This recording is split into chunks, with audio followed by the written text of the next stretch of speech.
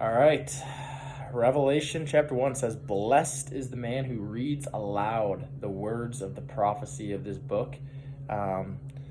Blessed is he who reads, blessed is he who hears. So we're going to start in the book of Genesis, and we're just going to read it aloud. And I'm doing this on camera to have accountability, and I am with intention speaking the word of God to take it into my soul, to take it into my body, to have my tongue align with truth, to have my mind align with truth, to have my emotions align with truth. Genesis. In the beginning, God created the heavens and the earth.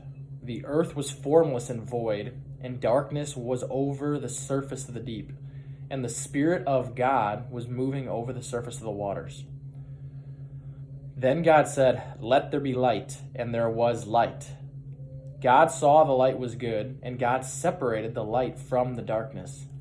God called the light day, and the darkness he called night. And there was evening and there was morning one day. Then God said, "Let there be an expanse in the midst of the waters, and let it separate the waters from the waters." God made the expanse and separated the waters which were below the expanse from the waters which were above the expanse. And it was so.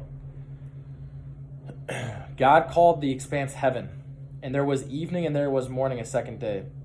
Then God said, "Let the waters below the heavens be gathered into one place, and let the dry land appear." And it was so. God called the dry land earth, and the gathering of the waters he called seas. And God saw that it was good.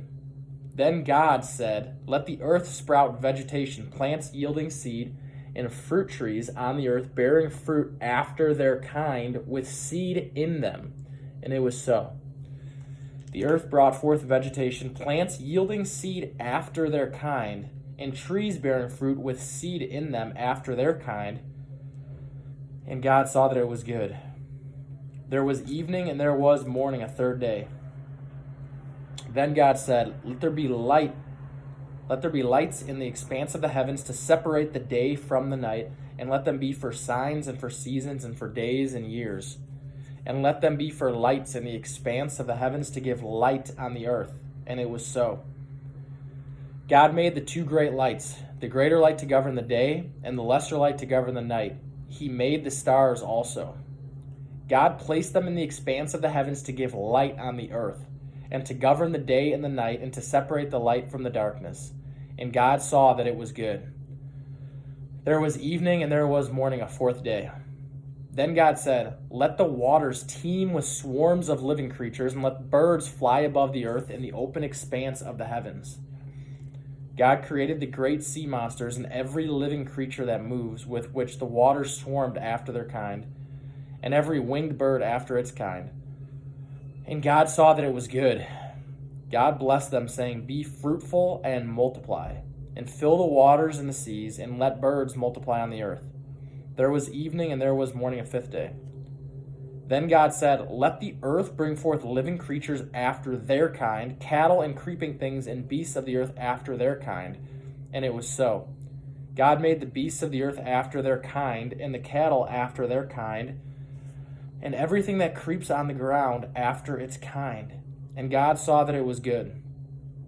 Then God said, "Let us make man in our image, according to our likeness, and let them rule over the fish of the sea, and over the birds of the sky, and over the cattle, and over all the earth, and over every creeping thing that creeps on the earth."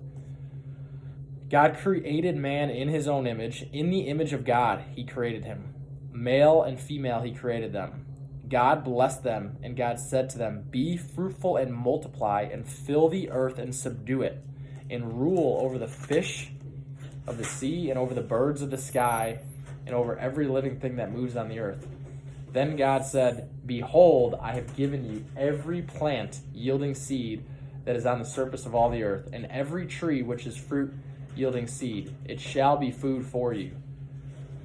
And to every beast of the earth, and to every bird of the sky, and to everything that moves on the earth which has life, I have given every green plant for food." And it was so. God saw all that he had made, and behold, it was very good. And there was evening and there was morning, the sixth day. Boom, boom, chapter 1. Complete.